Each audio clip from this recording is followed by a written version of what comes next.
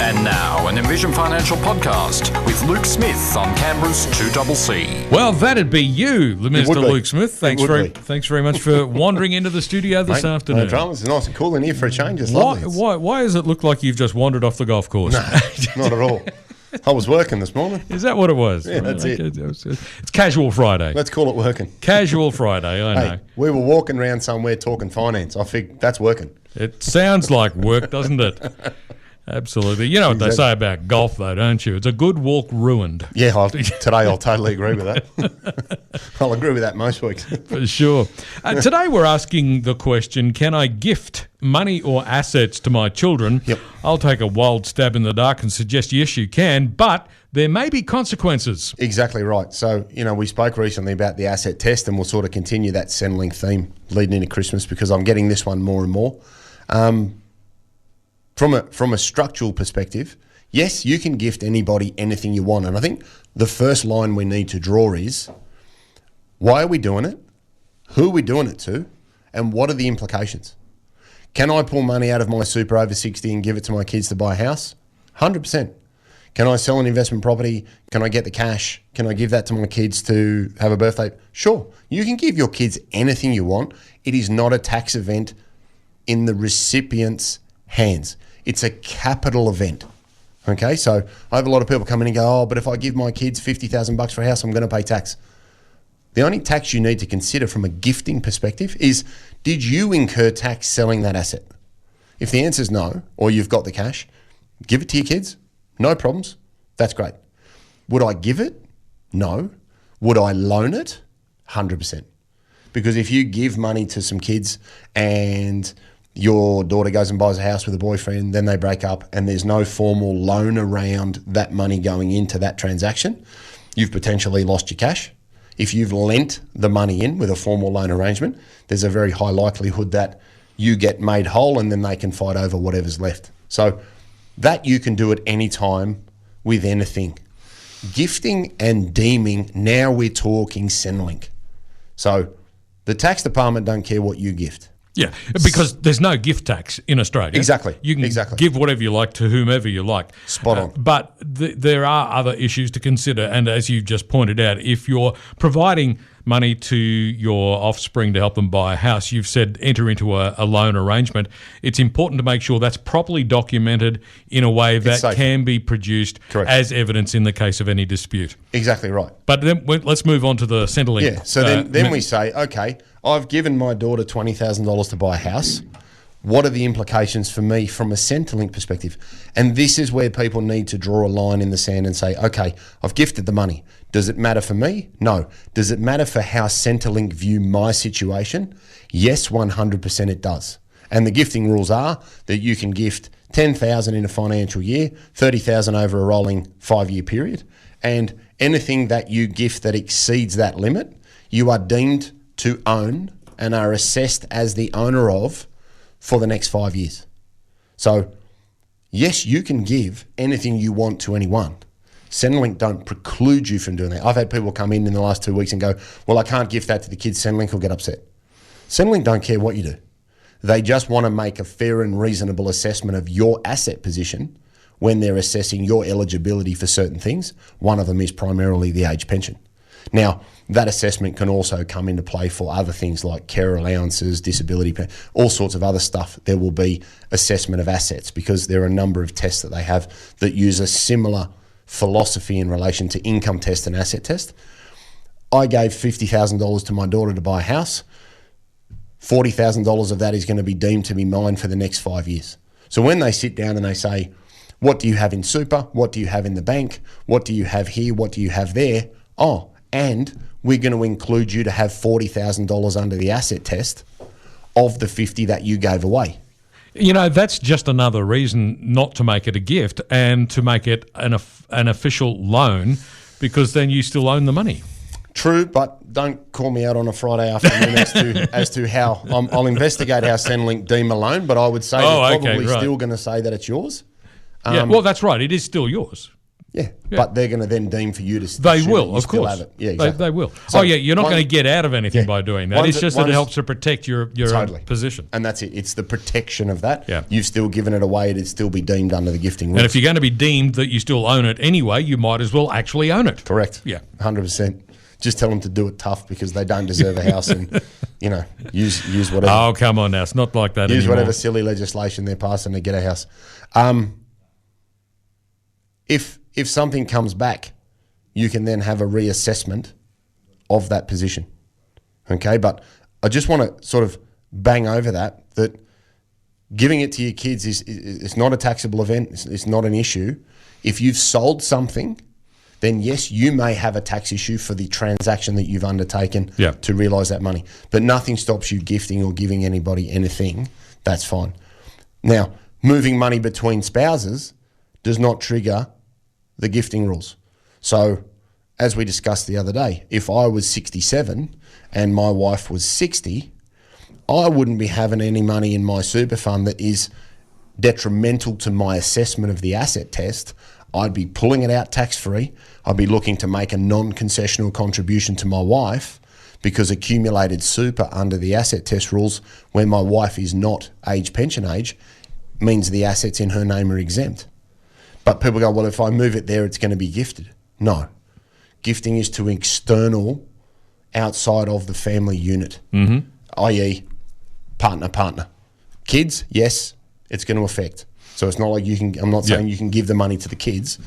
You as a couple, and whatever your relationship looks like, you give it outside of that, the gifting rules are going to apply. So if you want to try and be strategic, if you were 61 or 62 and you had significant assets that potentially you were going to move into someone else's name, or you were going to sell and liquidate and then use the proceeds and not own the asset, Centrelink gifting rules and Centrelink asset test is not something you think about 5 minutes before you walk into Centrelink. If you want to be strategic about this, you've got to look at the ownership of assets in other entities. Then you've got to potentially look at the control of those entities. But it's something that you need to have a long-term view on if your primary objective in life is to maximise your entitlements under the age pension rules and regulations. But I find 95% of people think that there's a tax impost, gifting, and that they can't. We just got to confirm with people. It's just in the eyes of Centrelink. In a general sense, you can do whatever you like. Yeah. You also then need to think about the control from an estate perspective. So here's a potential problem. Mum and dad die. I inherit $1 million and I want to give it to my kids so they can go and buy a house. It's come to me. It's mine. I've now got an asset problem. I give it to my kids. Still my asset problem. So if we want to get really creative here, we want to be thinking about what does mum and dad's will do? And this is where, you need some good estate planning advice. If you know, okay, if I inherit anything, it's going to go to my kids. Let's have mum and dad give it straight to the kids and cut me out, because then I haven't blown up my asset test and the eventual recipient has still got the capital and achieved what I want to achieve. So I think there's a huge opportunity here from an estate perspective for people to be thinking about where does the money go through a will and the control of estate proceeds. Because the traditional thinking is mum and dad die, I get it, I give it to my kids. Oh, hang on, now I'm 67 and I can't get Centrelink for assets that I don't have, that I never intentionally wanted. So I think, again, be out there thinking about your estate planning and the flow of proceeds.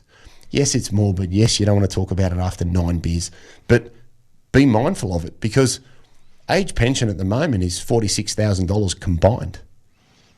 $46,000. And you inherit something, give it to your kids, and you don't get that for 5 years. It's over $200,000. So it's significant. So think about what happens above you, not just below you, from a generational perspective. And then control what you can control to direct and manage the ownership of assets so that you don't potentially blow yourself up from a Centrelink perspective. But if you are going to do something, do it well before that 5-year rule, because they're going to ask you, have you given anything away in the last 5 years? No, I haven't, because I gave $750,000 away 6 years ago. Great, full age pension, happy days. No harm, no foul, you haven't broken any rules. So be thinking, if you're 60, 61, 62, be thinking now about the structure of your assets, because it could have significant implications in the not too distant future, because 5 years leading in is a long time. So if you've got so many assets that you're not going to need the age pension, I guess this discussion doesn't matter. Not at all. But if you have, let's say, modest superannuation assets, Yeah. good, but not quite good enough, Correct.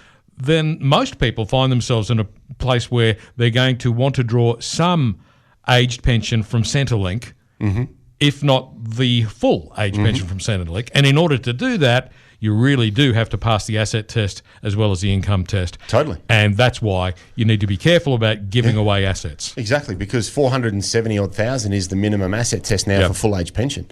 And if you've blown right over because of inheritance, or you've got assets leading up to that time that you could have restructured strategically, and you don't, well, whose fault's that? Indeed. And of course, the other benefit of qualifying for a part-aged pension, even if it's only a few dollars, the other benefit is the concession card that comes totally. with it. Yeah, there's $5,000, $6,000, $7,000, $8,000 of value there, from licenses to rates to this to that to all sorts of stuff that everybody wants the pharmaceutical PBS and the cheap medicines, and that's great.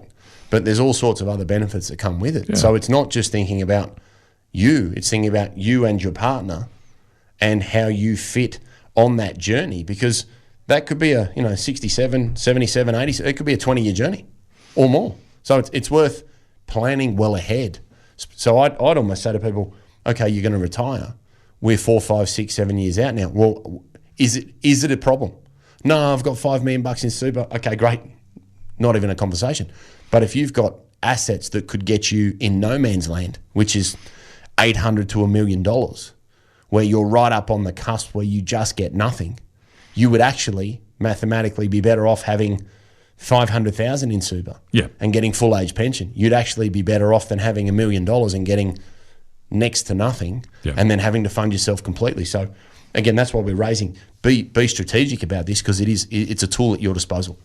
Luke Smith from Envision Financial is with me in the studio this afternoon. We're asking the question, can I gift money or assets to my children? I think we've established, yes, you can, but if you want to draw a Centrelink pension, there may be consequences. Exactly right. And I think we just sort of clarify here, if I read this, a gift includes giving something away, transferring ownership, donates money, sells an asset for less than market value, or purchases, or the purchase of an asset and gets a disproportional ownership of the asset. So even if you sell something under market value, they have the right to deem the difference to the market value as an asset. So again, it's not just the act of giving away money, it's the transfer of physical assets or other properties and a range of other things. So be mindful of that, because I think it's important to understand what you're doing, and it's more important to understand the implications of it. And again, if you want to do that and you understand what that'll do to your assessment, okay, fine.